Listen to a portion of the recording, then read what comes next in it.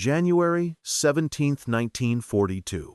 The Pacific Ocean lies deceptively calm, a flat metallic surface stretching beneath a pale winter sky. Somewhere beyond the horizon, two naval traditions that have never truly understood each other are about to collide. For decades, Imperial Japanese Navy planners had studied the United States Navy. They had measured its ships, counted its guns, and calculated its industrial capacity. On paper, much of it looked impressive. None of it looked mysterious. What they did not calculate was behavior. When the first major engagements began, Japanese observers noticed something unsettling.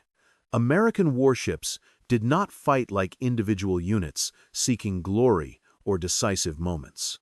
They moved, absorbed damage, adapted, and continued operating with an almost mechanical calm. Destroyers shielded carriers without hesitation. Damaged ships stayed in formation longer than expected. Commands flowed through chaos without visible collapse. To Japanese admirals trained to believe that battle was decided by perfect timing and individual brilliance, this was deeply disorienting. They were watching an enemy navy that behaved less like a collection of ships and more like a single organism. Losses did not slow it in the way doctrine predicted. Confusion did not paralyze it. Even mistakes seemed absorbed rather than exploited. This was not what naval warfare was supposed to look like. And to understand why this shocked Japanese leadership so profoundly, we must look far earlier than the first clashes of the Pacific War, to the very foundations upon which both navies had been built. Long before the Pacific erupted into open war, the Imperial Japanese Navy and the United States Navy were already fighting a quieter conflict. It was a conflict of assumptions, traditions, and deeply rooted beliefs about how wars at sea were supposed to be won. In the years after the First World War, the Japanese Navy emerged with immense confidence. Its officers had studied British naval thought, embraced the idea of the decisive battle, and refined it into something uniquely Japanese. Victory, they believed, would come from a single climactic engagement where superior skill, timing, and spirit would shatter the enemy fleet in one stroke. This philosophy rewarded elite training, individual excellence, and tightly controlled plans executed with precision. Ships and crews were honed for peak performance at the critical moment. There was little patience for redundancy or improvisation. Perfection was the goal. Across the Pacific, the United States Navy was developing under very different pressures. It did not expect a short war. It did not assume flawless execution. American naval planners were acutely aware of distance, logistics, and the sheer uncertainty of combat. Exercises conducted during the interwar years, known as the fleet problems, repeatedly exposed failures in communication, coordination, and command. Instead of hiding these weaknesses, the Navy institutionalized them. Mistakes were studied, systems were adjusted, and procedures were rewritten. The result was not a fleet built around brilliance, but one built around continuity. American naval doctrine increasingly emphasized standardization. Radios followed strict protocols. Task forces were designed so that ships could replace one another without disrupting the whole. Damage control was drilled relentlessly, not as a heroic last stand, but as a routine expectation. Crews were trained to assume that plans would fail and that orders might be delayed or lost. The system was expected to keep functioning anyway. To Japanese observers, this approach seemed inefficient. American ships appeared, overburdened with procedures. Their command structures looked diffuse. Authority, in Japanese eyes, seemed dangerously decentralized. The assumption was that such a navy would fracture under pressure, its parts acting independently once battle disrupted communication. That assumption would prove fatal. By the late 1930s, both navies were modern, powerful, and confident, yet they were confident in entirely different things. Japanese admirals trusted in superior night fighting, long-range torpedoes, and the fighting spirit of their crews. They expected early victories that would force the United States into negotiation. Time they believed, favored Japan if the opening blows were sharp enough. American planners assumed the opposite. They expected losses, they expected confusion, and they expected to fight on regardless. This difference was visible even in how ships were grouped and commanded. American task forces were flexible by design. Carriers, battleships, cruisers, and destroyers trained to operate together in shifting combinations. Commanders were encouraged to act within intent rather than wait for perfect orders. Initiative was not rebellion, it was responsibility. Japanese formations, by contrast, relied on meticulous planning. Complex attack schedules were crafted well in advance. When these plans worked, they were devastating. When they were disrupted, recovery was slow. There was little cultural tolerance for deviation once battle was joined. None of this meant that Japanese sailors were inferior or that their leaders were careless. Quite the opposite. The Imperial Japanese Navy was filled with brilliant officers and highly trained crews, but brilliance was concentrated. Expertise was not evenly distributed across the fleet.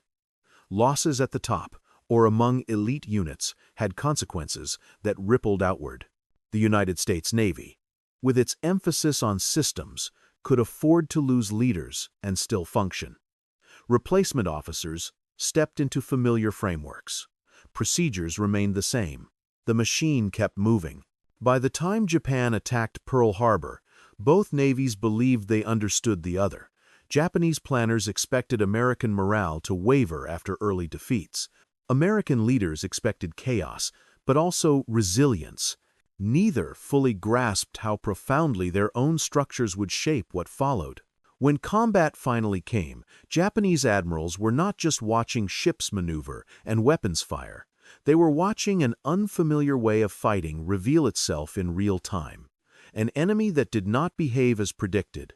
An enemy whose strength did not reside in any single ship or commander, but in how everything moved together. And as battles began to test these assumptions, theory would give way to observation, and observation would turn into something far more unsettling. At the heart of the shock experienced by Japanese admirals was a misunderstanding of how authority functioned inside the United States Navy. Japanese naval culture placed immense weight on centralized planning. Orders were detailed, expectations precise, and deviation was seen as a failure of discipline rather than adaptation. Command flowed downward in a clear hierarchy, and initiative beyond assigned roles was rare once battle began. The American system appeared looser, but this looseness was deliberate. Officers were trained to understand intent rather than rely on constant instruction. If communication broke down, which it often did in combat, commanders were expected to act in ways that supported the larger mission without waiting for permission.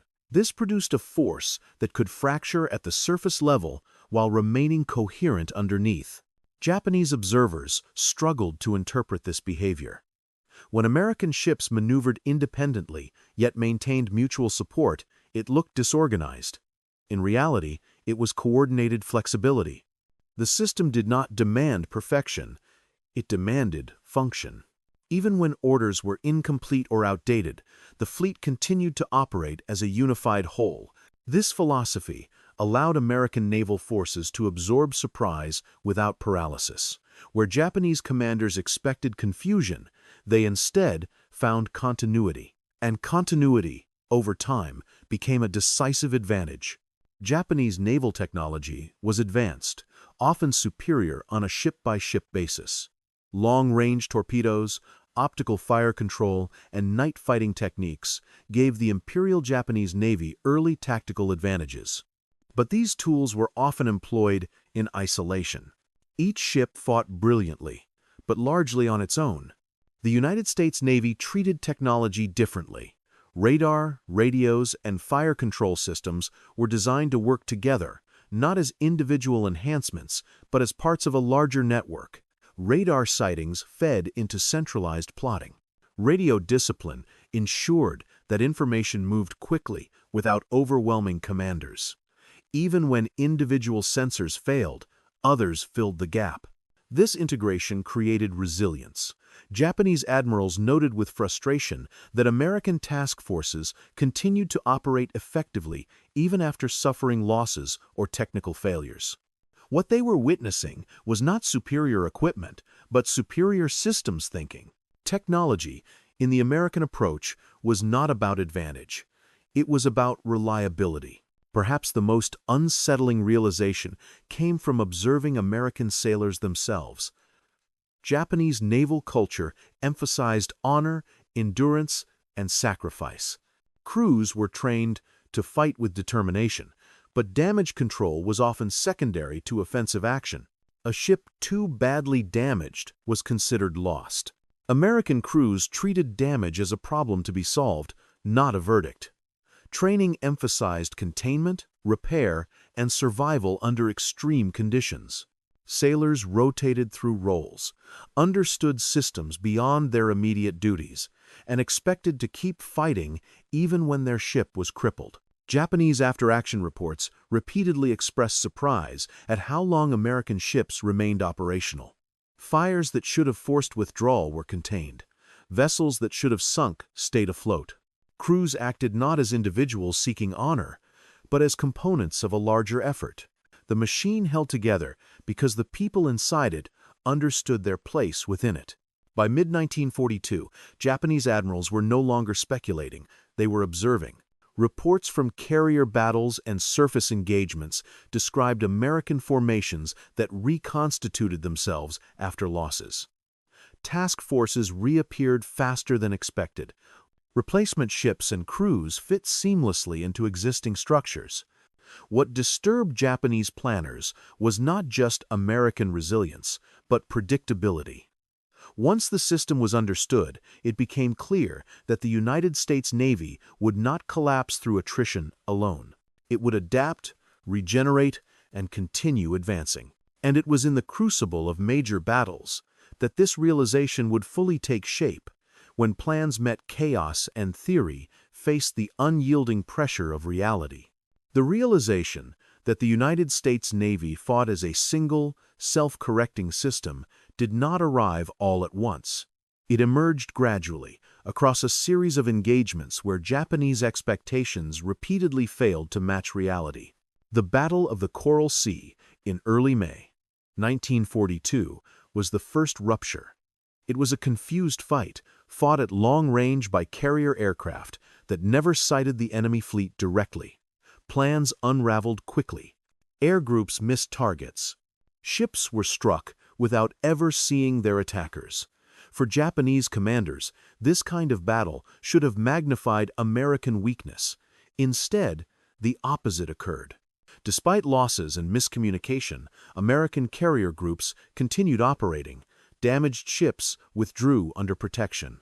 Air operations resumed with grim regularity. There was no collapse, no decisive opening to exploit. The machine absorbed the blow and continued functioning. 1 month later, at Midway, the illusion shattered completely. Japanese admirals entered the battle confident in a carefully constructed plan, dependent on precise timing and flawless execution. When that timing slipped, the entire operation began to unravel. Yet what stunned Japanese observers was how quickly American forces reacted to incomplete information. Squadrons launched under uncertain conditions. Attacks arrived piecemeal, disorganized on the surface, yet collectively devastating. The loss of 4 Japanese carriers in a single day was catastrophic, but the deeper shock lay elsewhere. American coordination had not required perfect knowledge. The system worked even when its parts failed. Initiative filled the gaps left by chaos. At Guadalcanal, the pattern repeated under even harsher conditions. Night battles, confused command structures, and brutal attrition tested both navies to their limits. Japanese surface forces often fought brilliantly, inflicting heavy losses. Yet American task groups reformed, repaired, and returned. Destroyers took the place of sunk destroyers. Commanders rotated, but doctrine remained constant. Japanese admirals began to understand that they were not fighting an opponent they could exhaust through brilliance or sacrifice. They were facing an industrial and organizational force designed to endure failure. Every engagement reinforced the same conclusion. No single victory would break it. No decisive blow would end it. By late 1942, the shock was no longer tactical. It was existential. The war at sea was not being decided by superior ships or better tactics, but by a philosophy of warfare that treated combat as a process rather than a moment. And once that truth became clear, the consequences were unavoidable. As the Pacific War ground on, the language used by Japanese naval planners began to change. Early confidence gave way to restrained assessments, then to quiet resignation. Reports no longer focused solely on enemy losses or tactical brilliance. Increasingly, they described an opponent that could not be worn down in the ways imperial doctrine had anticipated. American task forces returned to the fight with unsettling speed. Ships lost at Coral Sea and Guadalcanal were replaced not after years, but after months. Crews arrived trained, familiar with procedures, and immediately effective. What Japanese intelligence had once interpreted as American inexperience now revealed itself as depth. The system had been built to expand. Strategic options narrowed. Japanese admirals understood that even successful engagements no longer shifted the balance. Every American loss was temporary. Every Japanese loss was permanent. Elite aircrews could not be replaced at the same pace. Command experience, once lost, was gone forever. The machine on the other side did not rely on irreplaceable individuals. By 1943, the shock had transformed into grim clarity. The United States Navy was not simply fighting better, it was fighting differently. And that difference could not be corrected through courage or sacrifice alone.